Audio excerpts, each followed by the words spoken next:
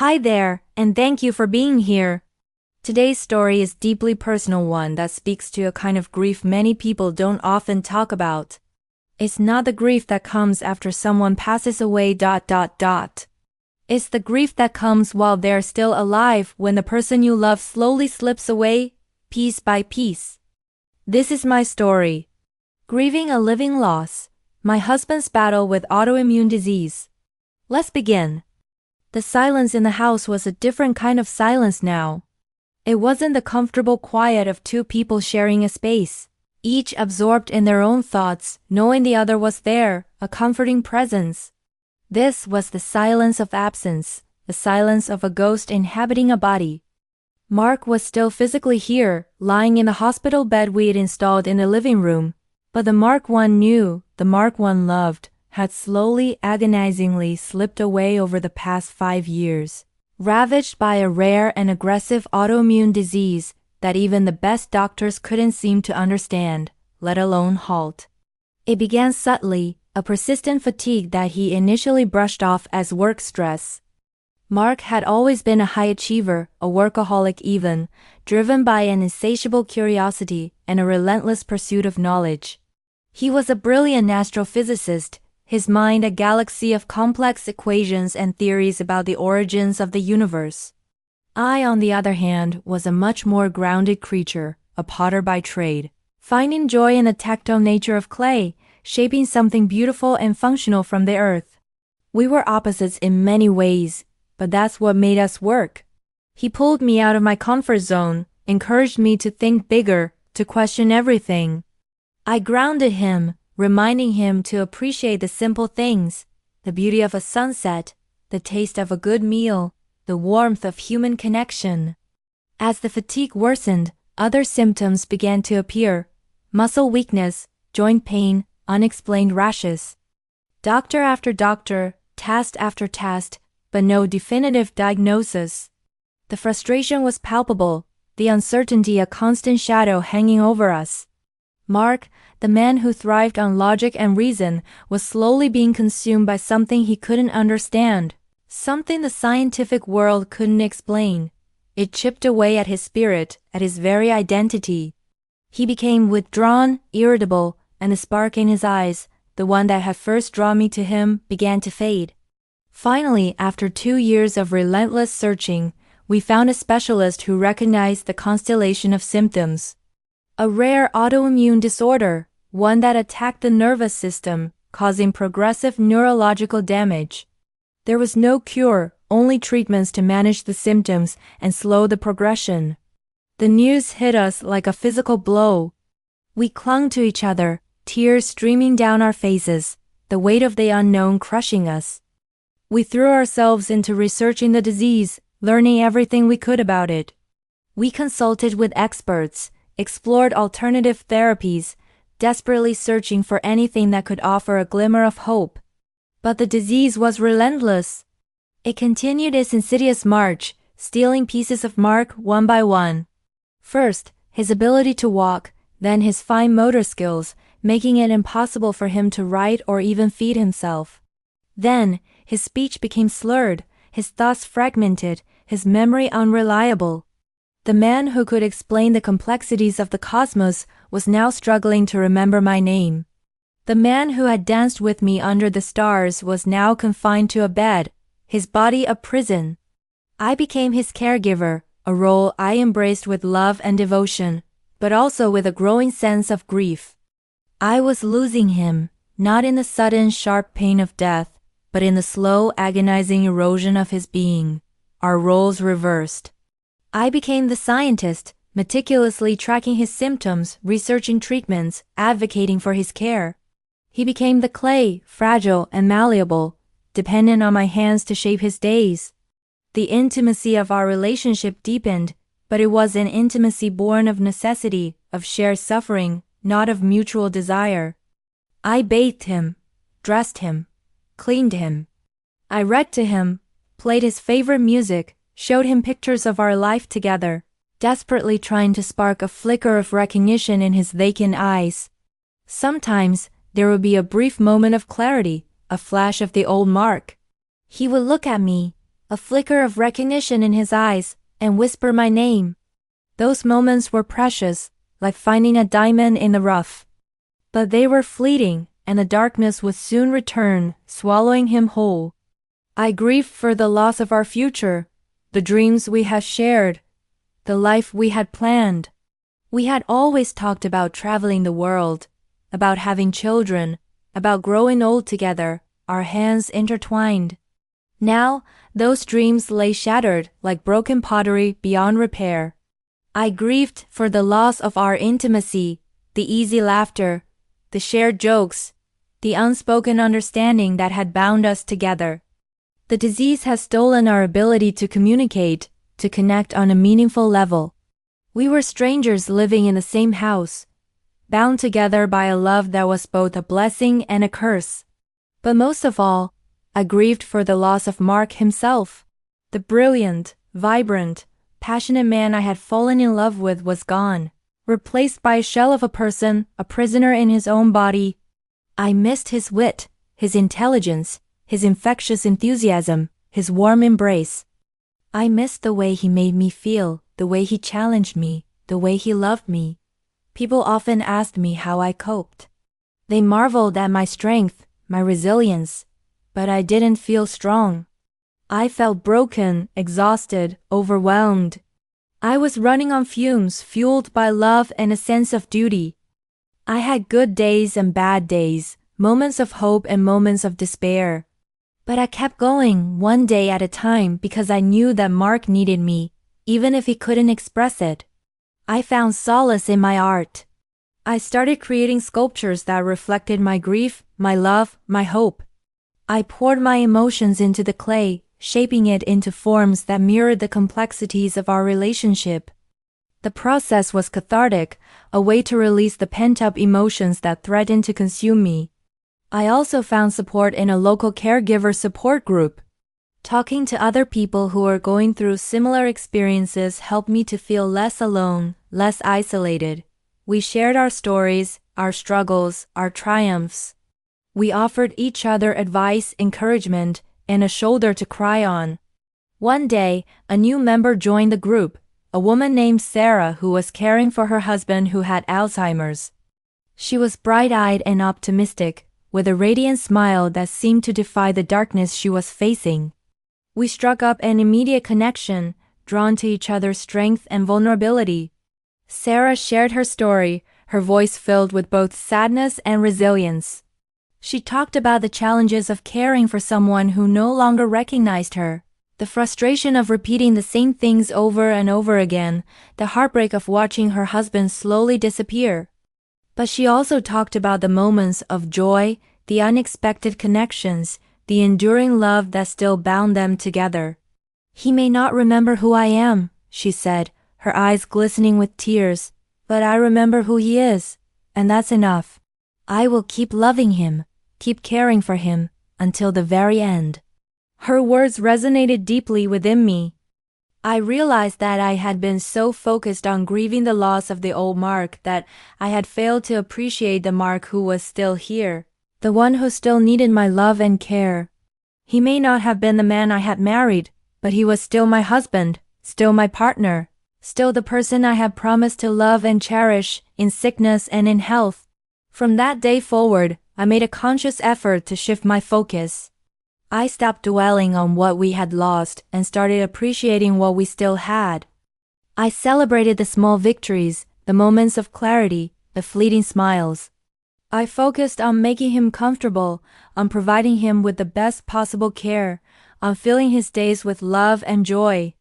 I started taking him outside more often, wheeling him into the garden to feel the sun on his face and listen to the birds sing.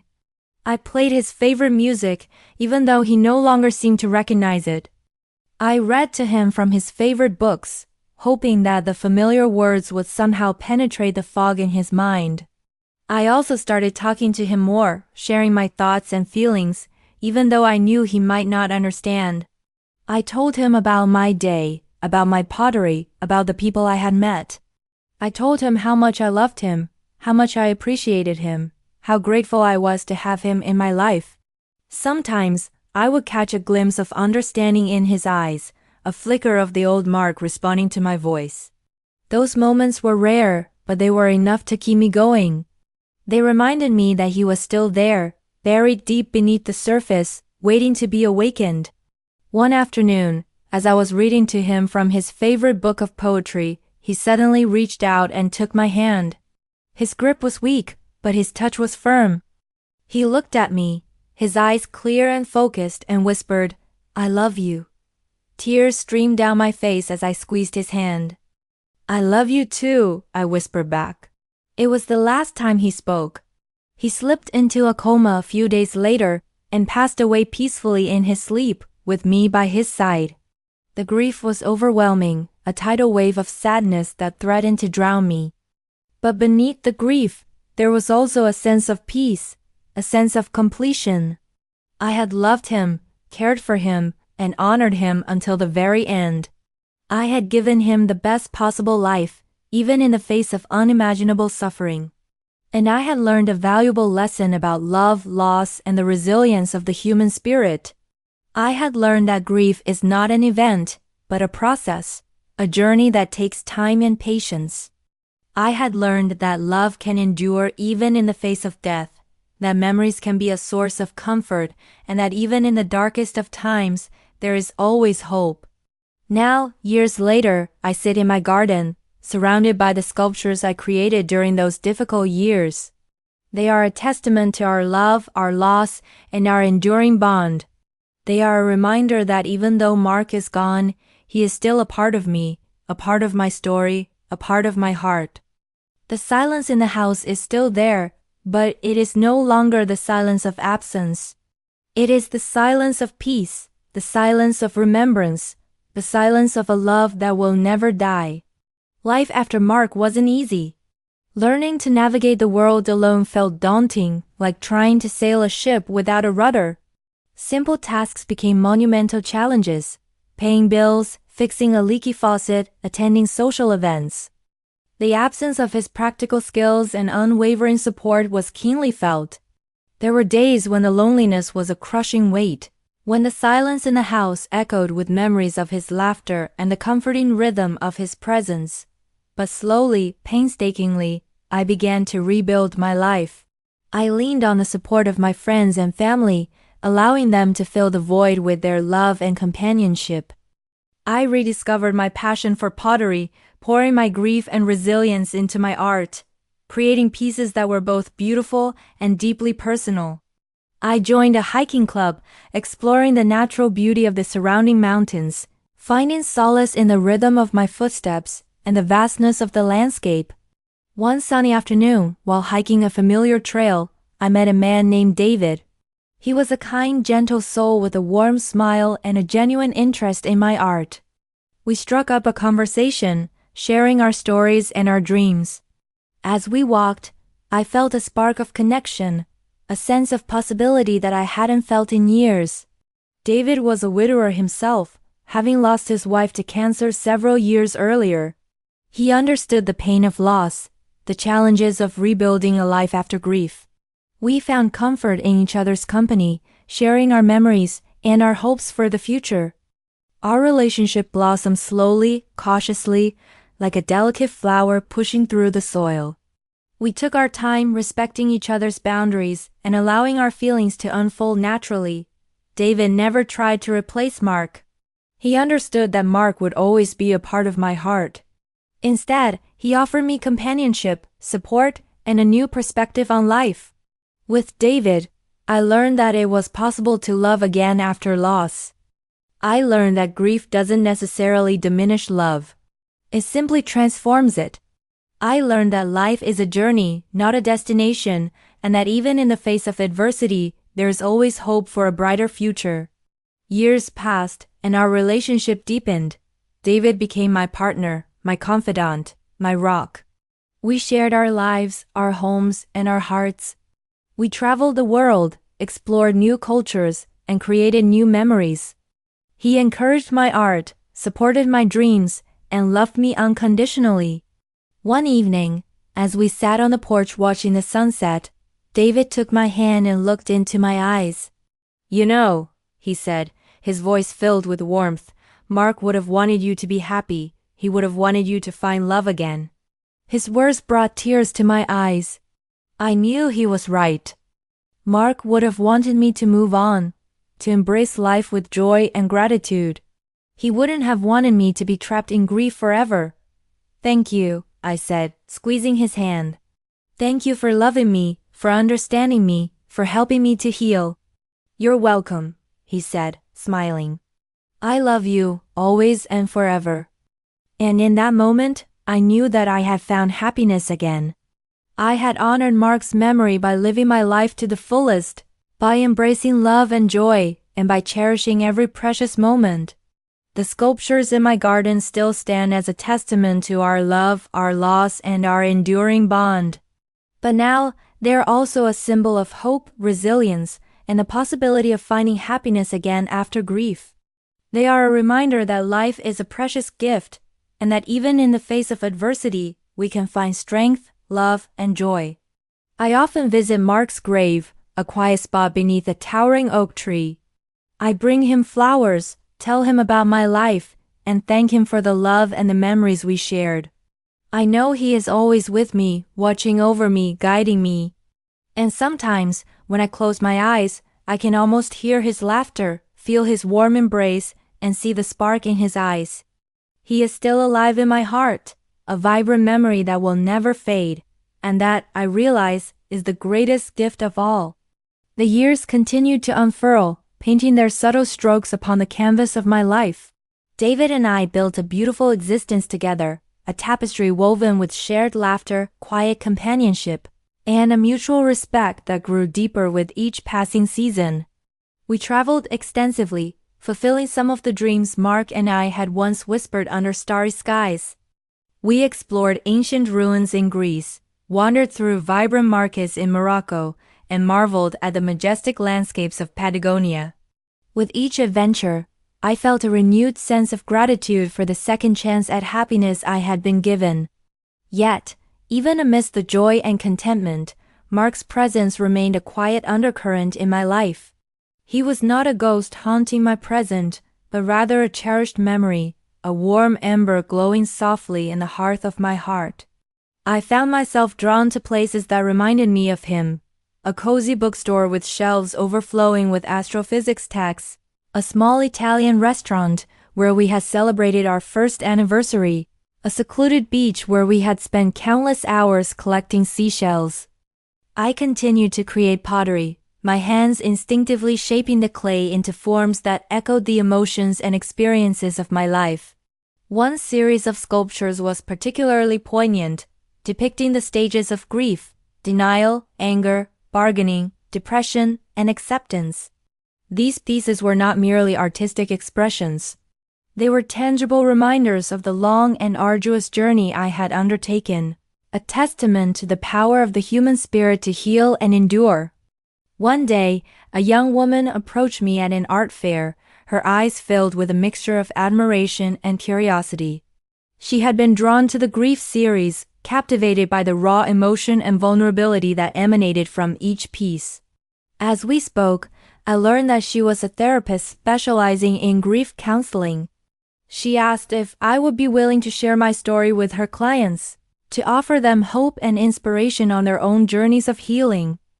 I hesitated at first, unsure if I was ready to revisit the painful memories of the past.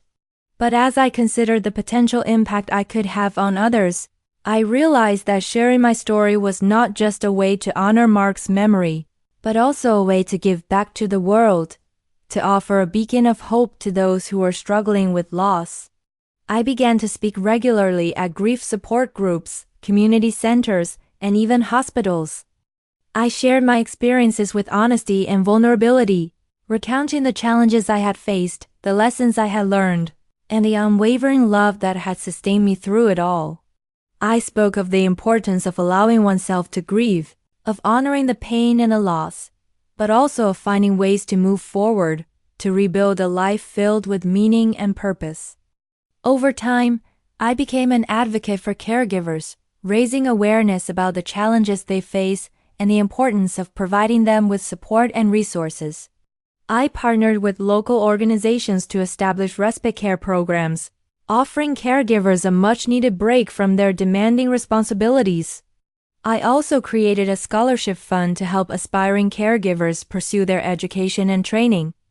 As I dedicated myself to these causes, I discovered a newfound sense of purpose and fulfillment. I realized that even though Mark was no longer physically present, his spirit continued to inspire me, to guide me, and to empower me to make a positive impact on the world. He had taught me the true meaning of love, loss, and resilience, and I was determined to share that knowledge with others. One crisp autumn evening, as David and I sat on our porch, sipping tea and watching the leaves fall from the trees, I reflected on the journey my life had taken. I had experienced profound loss, unimaginable pain, and moments of despair that had threatened to consume me. But I had also discovered the depths of my own strength, the unwavering power of love, and the enduring beauty of the human spirit. "I think Mark will be proud of you," David said, his voice soft and gentle. "He would be proud of the woman you have become." His words brought tears to my eyes, not tears of sadness, but tears of gratitude and joy. I knew that Mark was indeed watching over me, smiling down from above, knowing that his love had continued to shape my life, even in his absence. I leaned my head against David's shoulder, feeling a deep sense of peace and contentment. The silence that enveloped us was not the silence of absence, but rather the silence of shared understanding, of mutual respect, and of enduring love. It was the silence of a life well lived, a life filled with purpose, meaning, and unwavering hope. And as I gazed up at the starlit sky, I whispered a silent thank you to Mark, for the love he had given me, for the lessons he had taught me, and for the enduring legacy he had left behind. He was still alive, not in body but in spirit, forever etched in my heart, a beacon of light guiding me on my journey through life. Thank you so much for listening to my story. If it touched your heart in any way, please know, you are not alone. Grief comes in many forms. And sometimes, the hardest goodbyes are to someone who's still here. If you or someone you love is walking through a similar path, as a caregiver, a partner, or simply someone learning how to let go while holding on, I hope you found a bit of comfort, and maybe even hope in these words. If this story resonated with you, I invite you to like, share, or leave a comment below. You never know who else might need to hear this today. And if you're ready, subscribe to this channel for more stories about healing, resilience, and the quiet power of love. Until next time, be kind to yourself, and remember, even in the silence, love endures.